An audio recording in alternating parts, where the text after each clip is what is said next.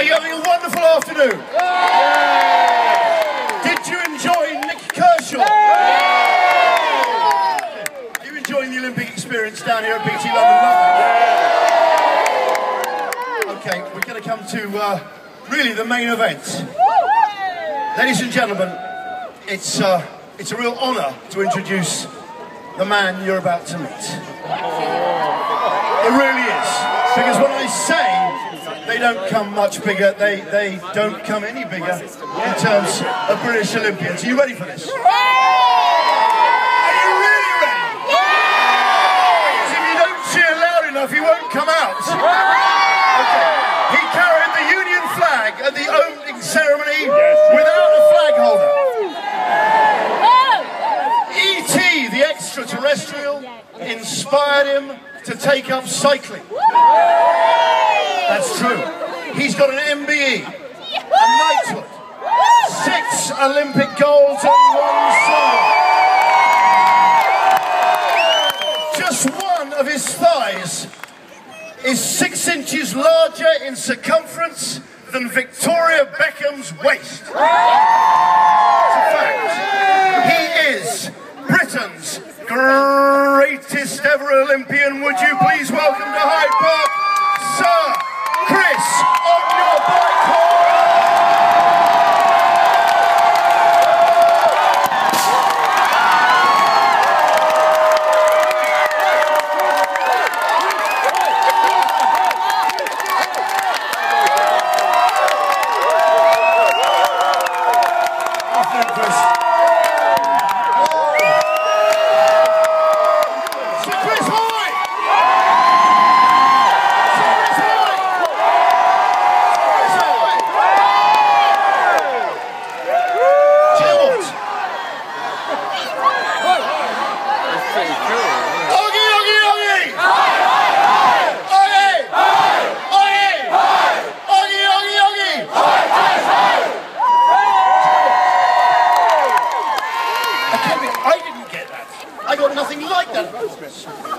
Cris, watch what you say. You are live on Absolute Radio as we speak. So are you all? Here at BT London Live. First of all, massive congratulations from all of us here. We are so proud you've become Britain's most successful Olympian. How does it feel to have not only done that, but done it in front of a home crowd? It was the most special feeling of my whole life. You know, it's hard to put it into words just how exciting I was, and the adrenaline rush, the sheer feeling of exhilaration when I crossed the line, and just to come here today and to see all these faces staring back.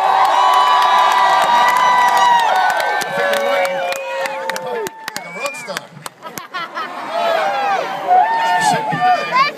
Do you think Sir Steve Redgrave is genuinely happy? I read him in the Telegraph today, and he's literally taken about 3,000 words to say why he's not bitter, and every bone in his body is happy that his record has been smashed.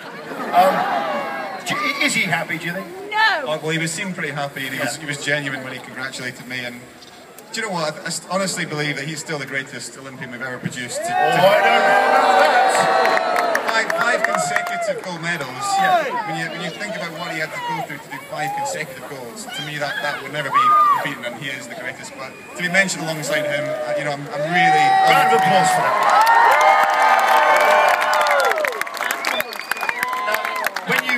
That last bend in the Kieran, the German Maximilian Levy had the lead.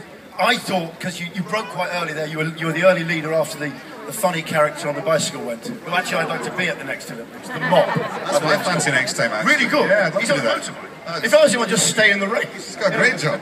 But you must have had to dig deep there. Talk me through that last lap, because you're leading. He took the lead then on the first bend, then what? Yeah, it was about half a lap to go, and he passed me, but not entirely. So once you get completely past, you can shut down and take control. And I knew that as long as I could stop him from doing that, I might have a chance of winning. And I just drove with everything I had through the last corner. And you know, it was amazing feeling. I'm not saying as we get older it gets harder, but as we get older it gets harder. Did you have to kind of dig deeper than you've ever dug before there to find? I did, and not just there. In the last 4 years, it's become more and more difficult. You know, you do notice, not massively, but just small differences in your recovery and how you feel and how you deal with the training. So to do it age 36 and in front of a home crowd. It was the most... And how much did that home crowd really lift you? Because in the velodrome, I gather the noise is tremendous. So that must have really made your legs a bit lighter. Absolutely. It was the highest level of highest volume of noise in any of the different stadium. 124 decibel, I think they recorded. So, you know, the noise inside the velodrome is huge. I mean, I reckon you guys could get close to that if you...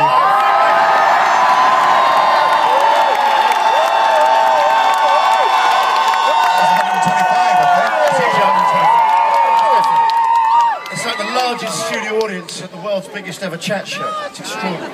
Now, when I was a kid, and my parents turned up at Sports Day, it used to kind of put me off. I once just caught sight of my mum out the corner of my eye, and I fell over on the hurdles. I felt a crowd go, oh.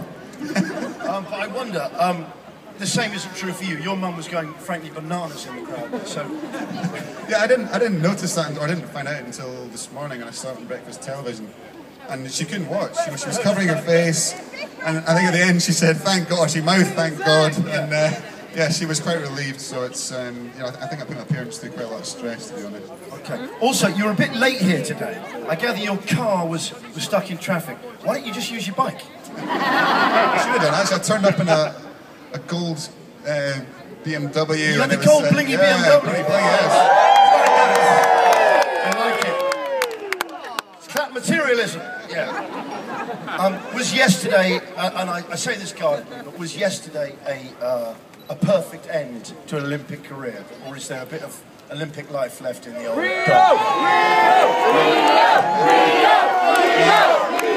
I'll be there in Rio, but not on the bike. But I do fancy that job with the guy in the front on the motorbike. Yes. I'll be there. So Cris Hoy is the one. Yeah, no, that was, I'm 99.9% sure. That was my last Olympic appearance. I think you are going to do the Commonwealth Games in 2 years. I hope so, yeah, you know. Yeah! It's going to stick with the home crowd, so if I go to Glasgow, home support up there. Start where I've started where I'll finish. One last time, ladies and gentlemen. Oggy, oggy, oggy!